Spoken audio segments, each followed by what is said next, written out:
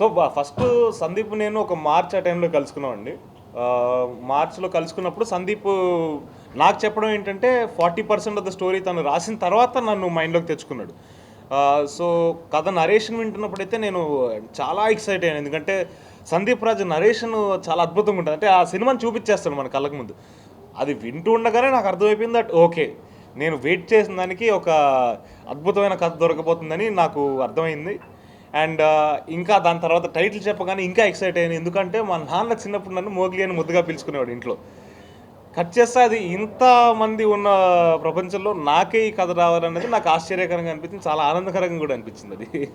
Police officer నేను కాదండి. Police officer ఇంకొక బండి స్వరాజ్ అని ఆయన ఉన్నారు. పోలీస్ ఆఫీసర్ ఎస్ఐ ప్రిపరేషన్లో ఉన్న వ్యక్తిని నేను. అంటే మోగ్లీ అనే క్యారెక్టర్. సో వీడికి కూడా పోలీస్ అవ్వాలనే కోరికే ఉంది ఎప్పటి నుంచో.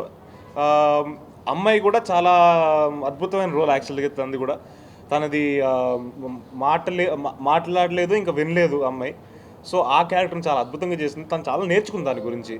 చాలా ఎఫర్ట్స్ పెట్టింది. ఎందుకంటే మనకి చాలా తక్కువ మంది తెలుగు ఇండస్ట్రీ అనే కాదు, మనకి తక్కువ క్యారెక్టర్స్ రాస్తారు ఇలాంటి అమ్మాయిల గురించి. చాలా తక్కువ సినిమాల్లో అమ్మాయికి ఇంపార్టెన్స్ ఉండే క్యారెక్టర్ ఉంటుంది.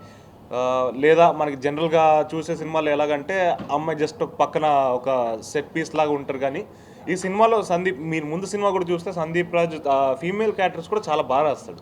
అలాగే ఈ సినిమాలో కూడా చాలా బాగా రాస్తాడు అమ్మాయి క్యారెక్టర్. అండ్ తను చాలా ప్రిపేర్ అయింది దాని గురించి.